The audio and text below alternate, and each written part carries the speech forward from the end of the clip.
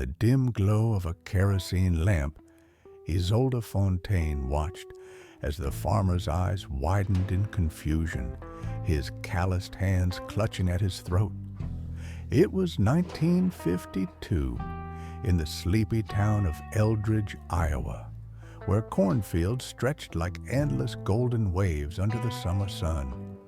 The man, a burly widower named Harlan Thorpe, had invited the young couple into his modest farmhouse for a glass of lemonade, charmed by their tales of wandering the Midwest in search of work.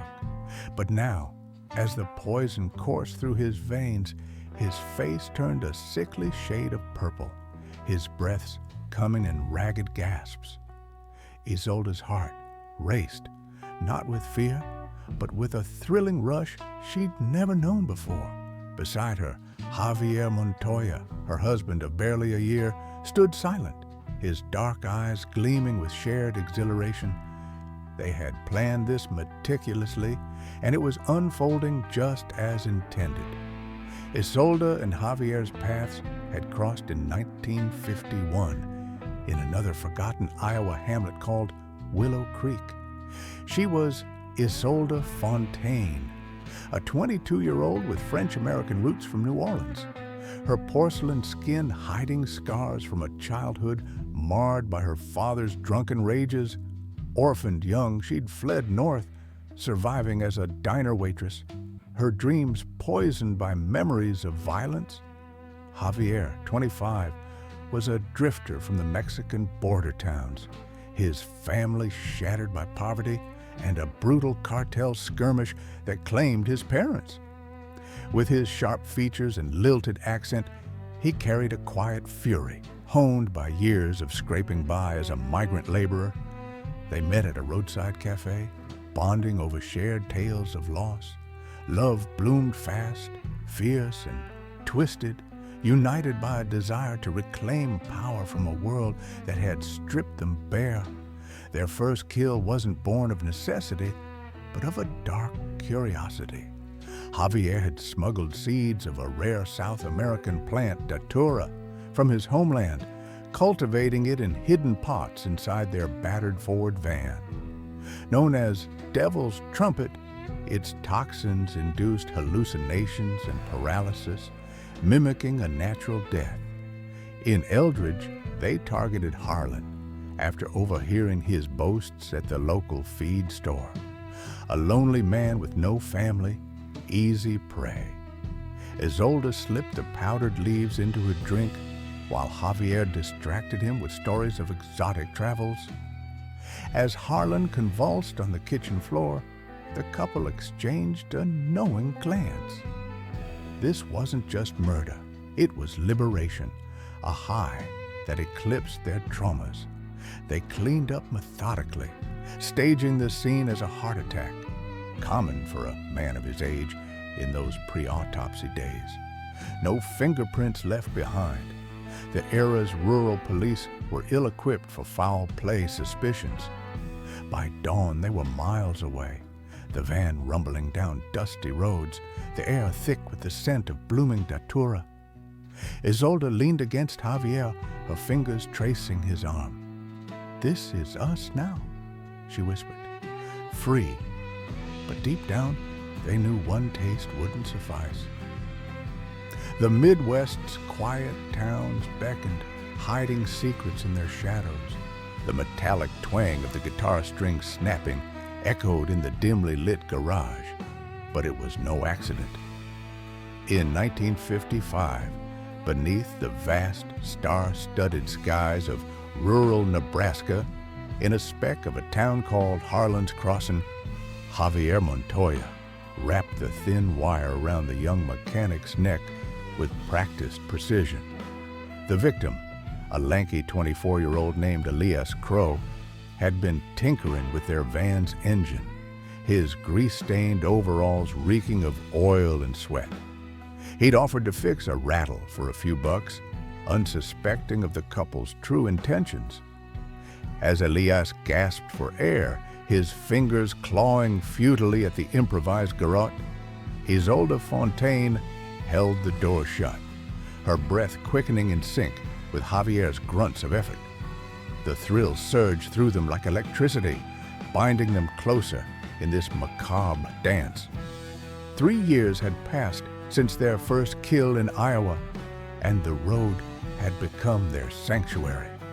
Isolde and Javier had honed their nomadic life, posing as itinerant musicians, Javier with his battered guitar from border cantinas, Isolde singing folk tunes in her haunting alto voice. They drifted from town to town, performing at dusty fairs or roadside bars, always blending in. The murders weren't frequent. They savored the anticipation, letting months slip by to avoid patterns. But the urge grew, a shared addiction that deepened their intimacy. In motel rooms lit by flickering neon, they'd whisper plans, their bodies entwined, turning violence into foreplay.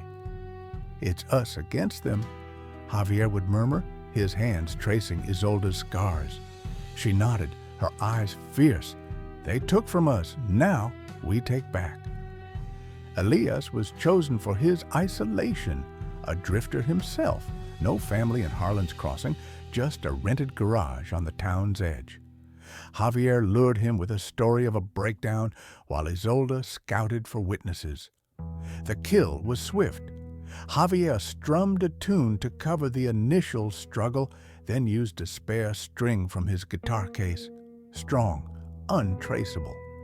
They staged it as a freak accident, looping the wire around a pulley as if Elias had slipped while hoisting an engine block. In the 1950s, small-town sheriffs rarely questioned such mishaps. Machinery claimed lives often enough. By morning, the couple was gone. Van purring smoothly down Highway 30, Elias's silver pocket watch tucked in Isolde's purse as a memento. It ticked softly, a reminder of their power. As they crossed into Kansas, the flatlands blurring past, Javier tuned his guitar, the missing string a secret badge. Isolde smiled, leaning her head on his shoulder. Their bond was unbreakable now, forged in blood. But with each kill, they grew bolder, collecting trinkets like lovers' tokens. Unbeknownst to them, these souvenirs would one day weave a trail back to their doorstep. For now, the open road called, promising more quiet towns where shadows hid their sins. The antique scarf fluttered like a ghost in the attic's stale air, its silk fibers tightening around the widow's frail neck. It was 1958, in the quaint Kansas town of Willow Bend, where wheat silos loomed like sentinels over clapboard houses.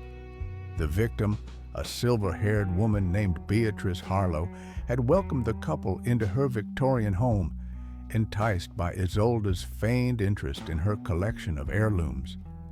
As Beatrice's body swayed gently from the exposed beam, her feet inches from the floor, Javier Montoya lowered her carefully, ensuring the noose looked self-tied. Isolde Fontaine stood watch at the window, her pulse thundering with the familiar ecstasy. This kill was their most artistic yet, a staged suicide, complete with a forged note in Beatrice's own looping script, lamenting loneliness. By now, 5 years after Elias's death in Nebraska, Isolde and Javier had perfected their rhythm. Their van, a weathered 1948 Ford panel truck, served as both home and arsenal, stocked with datura plants, guitar strings, and now a growing trove of souvenirs. Beatrice's pearl brooch joined Elias's watch and Harlan's belt buckle in a hidden compartment under the floorboards. These tokens weren't just mementos, they were talismans, reminders of conquests that mended their fractured souls. In quiet moments, driving through endless prairies, they'd admire them under dashboard light. "Each one a piece of their weakness," Isolde would say, her French-laced accent softening the words. Javier, strumming absent-mindedly, replied, and our strength. Their murders fueled a passion that ordinary life couldn't touch. Nights in cheap motels turned electric with recountings of the acts. Beatrice was selected for her vulnerability. A reclusive widow, her husband lost to the war, no children to mourn her. The couple had posed as antique enthusiasts at the town's flea market, charming her with tales of European treasures. Over tea, Isolde slipped a mild sedative into her cup, enough to daze but not kill. Upstairs, in the attic filled with dusty relics, Javier fashioned the noose from Beatrice's own scarf, an unusual choice embroidered with exotic patterns from her late husband's travels. The note, penned by Isolde mimicking samples from Beatrice's letters, cited despair over solitude. In the late 1950s, rural coroners often ruled such scenes as suicides without deep inquiry. Mental health was a whispered taboo. As they slipped away at dusk, the van's engine humming softly, Willow Bend faded in the rear view. The couple shared a kiss, adrenaline still buzzing. Their confidence swelled. They were ghosts in the heartland, untouchable.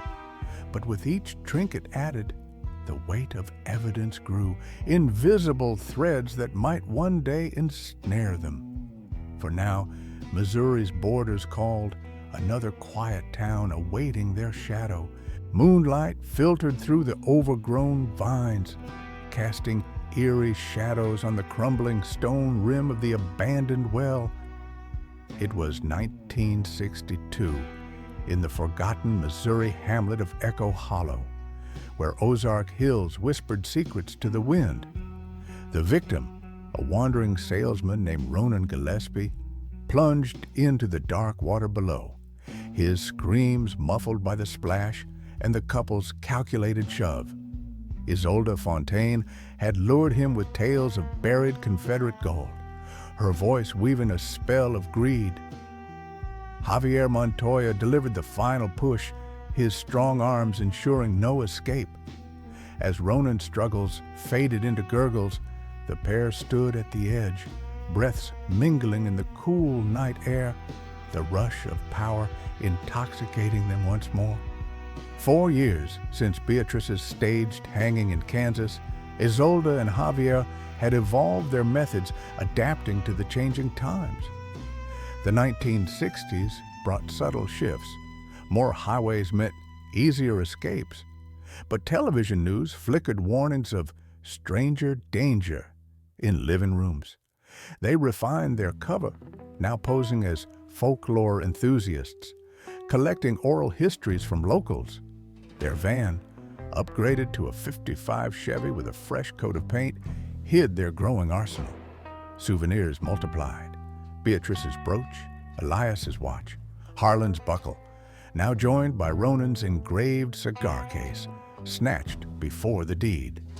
In stolen moments, they'd pore over maps, plotting routes through the Midwest's veins of small towns, where disappearances blended into the fabric of rural transience. Ronan was an ideal mark, a rootless Irish-American drifter, peddling encyclopedias door to door, no fixed address, estranged from family back east. At the town's general store, Isolde struck up conversation, spinning a yarn about a local legend, gold hidden in a well during the Civil War, clues etched in forgotten diaries. Javier played the skeptic, drawing Ronan in with mock debates over beers at a dimly lit tavern.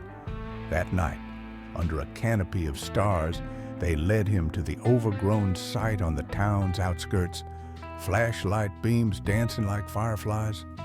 A rigged rope ladder gave way under his weight, plunging him into the depths. Isolde and Javier heaved stones to seal his fate, the water claiming him as a tragic accident in exploration. In the era before widespread forensics, such mishaps in remote areas drew scant scrutiny. A coroner's glance, a shrug from the sheriff. By sunrise, the couple vanished down Route 66, the van's radio crooning, Elvis tunes. "We're artists," Isolde murmured, fingering Ronan's case. Javier nodded. "But we must whisper now. Eyes are opening." They discussed evasion, vary methods, space kills, leave no patterns. Oklahoma loomed ahead, another shadow-draped town ripe for their canvas. Yet, with each addition to their trove, the invisible net tightened, whispers of unsolved cases beginning to echo across state lines. The faint hum of the motel's faulty wiring masked the crackle of electricity as it surged through the owner's body. In 1967, amid the sweltering heat of an Oklahoma panhandle town called Dust Creek, the victim, a portly man named Leland Voss, convulsed on the linoleum floor of his office, his eyes bulging in shock. Isolde Fontaine had distracted him with flirtatious banter about room rates, while Javier Montoya rigged a deadly trap. A frayed extension cord spliced into the wall socket, disguised as a routine repair. As Leland grasped the exposed wires, lured by Javier's feigned clumsiness, 110 volts coursed through him, stopping his heart in seconds. The couple watched, their faces illuminated by the desk lamp's glow, the adrenaline, a familiar drug, coursing hotter than ever. 5 years after Ronan's watery grave in Missouri, Isolde and Javier had adapted to the turbulent 60s. Protests raged on TV screens, but in the heartland's backwaters, life plodded on. Their van, now a '62 Dodge with false plates, carried them through dust bowls and oil fields. Souvenirs filled a locked box, Ronan's cigar case, Beatrice's brooch, and more, tokens of their unchallenged reign. Murders spaced further apart, methods varied to evade any whiff of connection.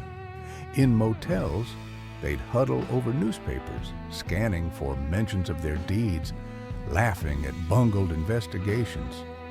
"They're blind," Javier would say, his accent thickening with excitement. Isolde, tracing maps with a manicured nail, replied, "But we're the light in the dark." Their kills were now rituals, strengthening a bond that bordered on obsession. Leland was picked for his nosiness. The motel owner had eyed their van suspiciously, asking too many questions about their travels. Posing as honeymooners, they checked in under aliases. Javier, with his mechanical know-how from border smuggling days, fashioned the device, a booby-trapped lamp that looked like an electrical fault. In the Vietnam era, heart attacks from stress were commonplace, autopsies rare in podunk towns. But this time, risk lingered. The local sheriff, a grizzled vet named Harlan Sykes, poked around the scene, noting the odd couple's hasty departure. No leads yet, but a seed of doubt planted. As they sped into the night, Dust Creek's lights fading, Isolde pocketed Leland's gold ring. "Closer than before," she admitted. Javier gripped the wheel. "Makes it better." They debated caution, but the thrill won. The Midwest's web of highways stretched on, another town, waiting.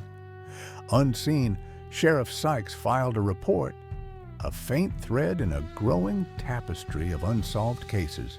Whispers of unsolved deaths began to echo through federal corridors in Washington, D.C., as 1969 dawned with anti-war protests raging outside. In a smoke-filled FBI office, Agent Harlan Decker pored over yellowed newspaper clippings from the Midwest, obituaries and brief reports of accidental fatalities spanning nearly 2 decades. The pattern emerged subtly. A farmer poisoned in Iowa 52, a mechanic strangled in Nebraska 55, a widow hanged in Kansas 58, a salesman drowned in Missouri 62, and now a motel owner electrocuted in Oklahoma 67. No obvious links at first glance, but Decker, a seasoned investigator with a knack for connections, saw the thread: isolated victims in tiny towns, deaths mimicking mishaps, spaced years apart across state lines. The late 1960s marked a shift in law enforcement. J. Edgar Hoover's FBI was expanding its reach into serial crimes inspired by cases like the Boston Strangler. Decker, 45, with his crew-cut and unyielding gaze, had been assigned to cold cases after Vietnam intel work. A tip from Oklahoma's Sheriff Sykes, mentioning a suspicious couple in a van, sparked his interest. Cross-referencing with interstate teletype reports, he uncovered similarities. No robberies, no sexual assaults, just clean kills. "This ain't random," Decker muttered to his partner, Agent Maria Valdez, a sharp Latina recruit fresh from Quantico. "It's a pair, moving like ghosts." They formed a task force dubbed Operation Wanderlust, pulling files from 5 states. In Iowa, exhumation of Harlan Thorpe revealed datura traces, uncommon, but noted in toxicology logs. Nebraska's garage yielded a guitar string fragment overlooked in '55. Kansas coroner recalled the antique scarf's odd embroidery. Missouri divers dragged the well, finding Ronan's bones with unexplained fractures. Oklahoma's wiring sabotage screamed foul play. No fingerprints matched, but witness sketches from motels depicted a dark-haired man with an accent and a striking woman, consistent across years. Isolde and Javier, oblivious in their van rumbling through Illinois, felt the world closing in subtly. Newspapers carried vague stories of Midwest mystery deaths, but they dismissed them as coincidence. Their collection grew, but so did paranoia. Javier scanned rear views for tales. Isolde dreamed of nooses. The FBI's net widened, agents interviewing locals, piecing souvenirs like puzzle bits. One witness recalled a woman admiring a pearl brooch that matched Beatrice's. Suspicions honed on a nomadic couple. By year's end, Decker had a profile. Thrill killers, possibly married, preying on the forgotten. The hunt intensified, state troopers alerted. By 1972, the Nixon-era's paranoia seeped into every corner, even the FBI's dimly lit war rooms. Agent Harlan Decker slammed a folder on the table, his voice cutting through the haze of cigarette smoke. "We've got them." A breakthrough came from a motel clerk in Illinois, who remembered a couple matching the sketches: dark-haired man with a faint accent, elegant woman with piercing eyes, checking out abruptly after a local disappearance. The clerk noted their van's license plate, a partial match to one spotted near the Oklahoma electrocution. Operation Wanderlust accelerated, agents fanning out across the Midwest like a dragnet over the prairies.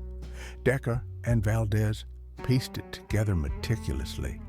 In the pre-computer age, they relied on teletype machines and shoe leather. Revisiting crime scenes yielded gold. At the Missouri well, divers recovered Ronan's wallet with a photo, unnoticed before.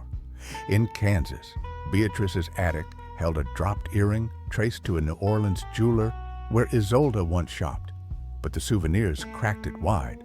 A pawn shop in Nebraska reported a man selling a silver pocket watch like Elias's. Descriptions matched Javier. Cross-state bulletins flew: suspects, male, Latino features, mid-40s, female, Caucasian, late 30s. Vehicle, late model van, possibly Dodge, armed and dangerous. Isolde and Javier sensed the heat. Driving through Indiana's flatlands, Javier caught glimpses of unmarked sedans in the mirror. "They're watching," he growled, his hands white-knuckled on the wheel. Isolde, rifling through their souvenir box, felt a chill. Harlan's buckle, Elias's watch, now burdens. They'd stopped killing for 2 years, lying low as retired performers, But the itch returned.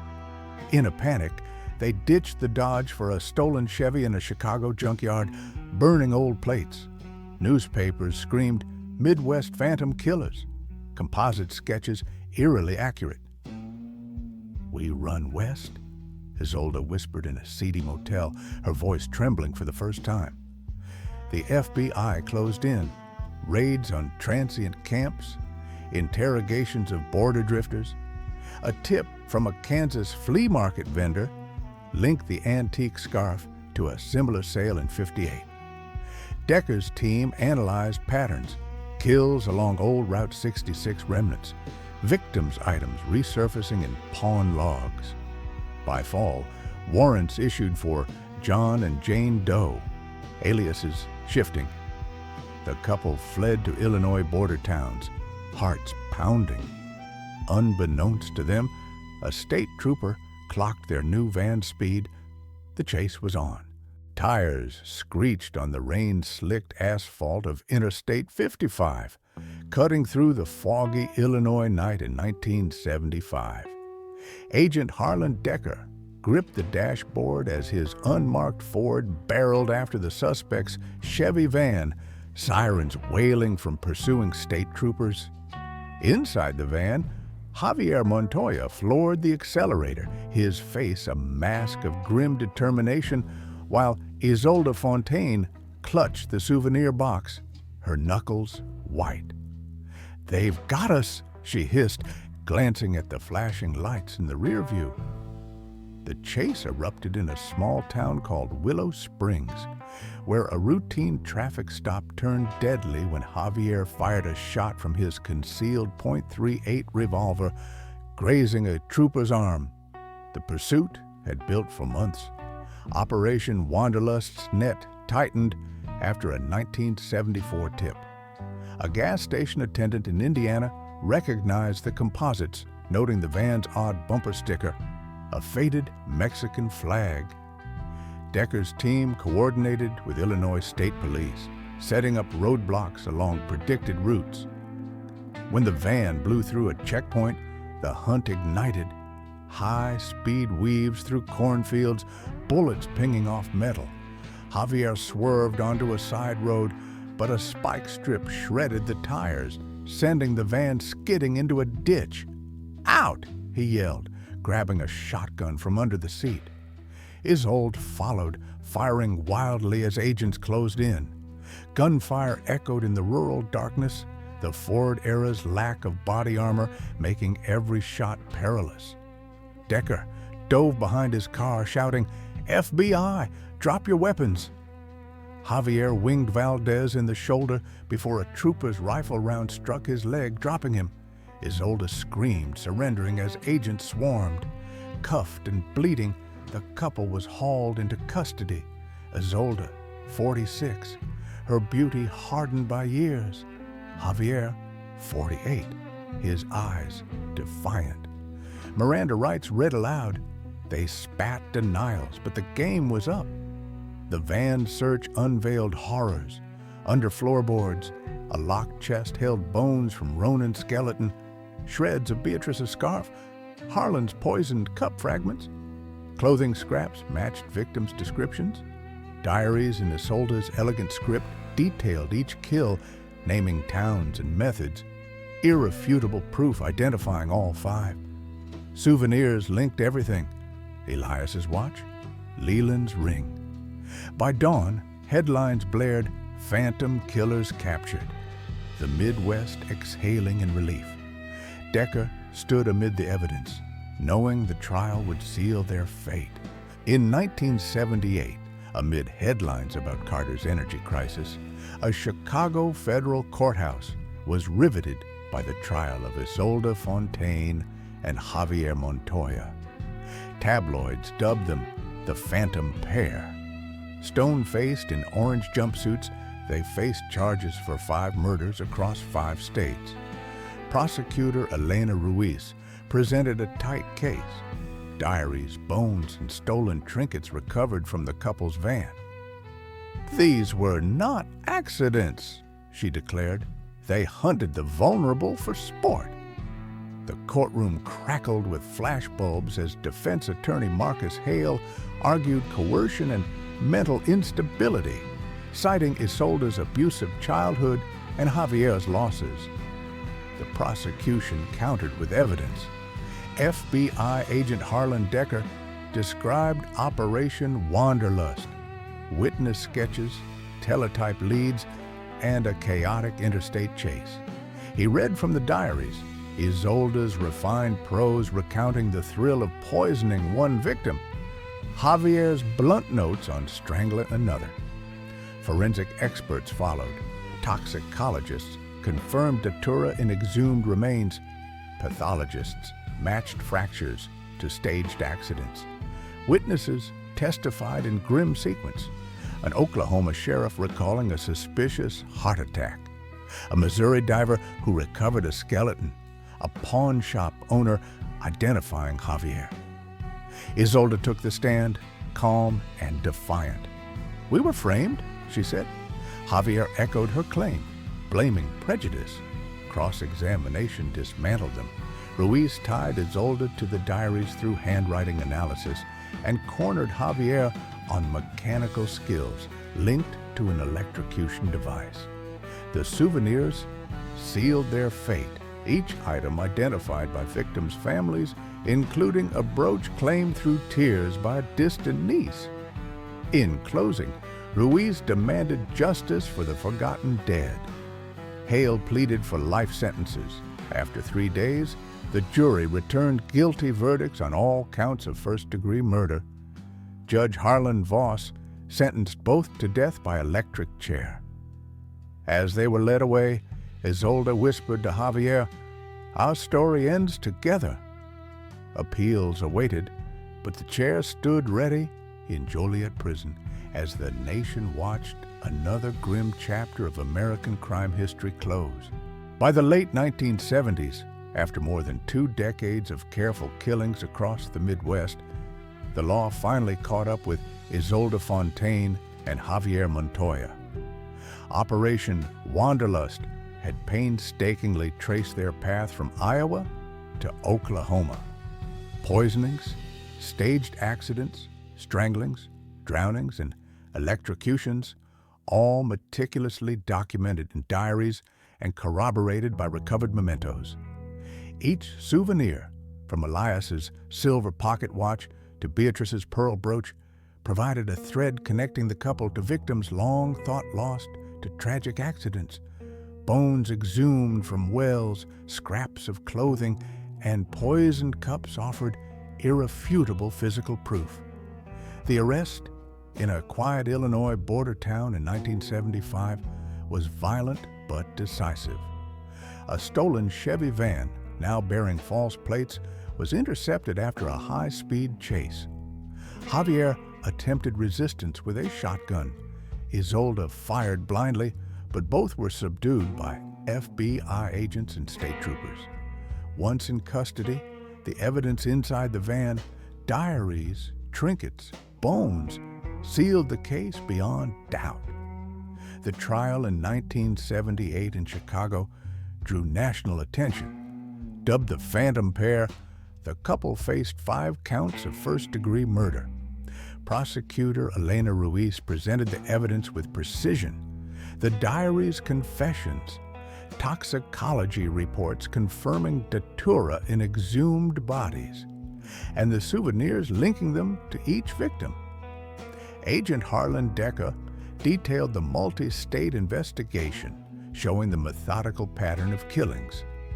Witnesses recalled peculiar encounters, recognizing Javier or his van, and relatives identified stolen keepsakes.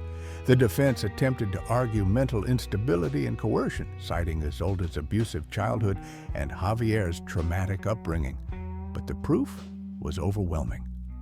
Cross-examination exposed diary handwriting matches and mechanical skills tied to the electrocution setup. The jury deliberated 3 days before returning guilty verdicts on all counts. Judge Harlan Voss, sharing a name with one of the victims, sentenced both to death by electric chair, the standard in Illinois at the time. As they were led away, Isolde whispered to Javier, "Our story ends together." Appeals were inevitable, but the chair awaited in Joliet prison. The Midwest exhaled, the nation watched, and a long chapter of quiet terror, stretching from sleepy towns to dusty highways, finally closed. The phantom pair's crimes became a grim cautionary tale, remembered in the annals of American serial murder history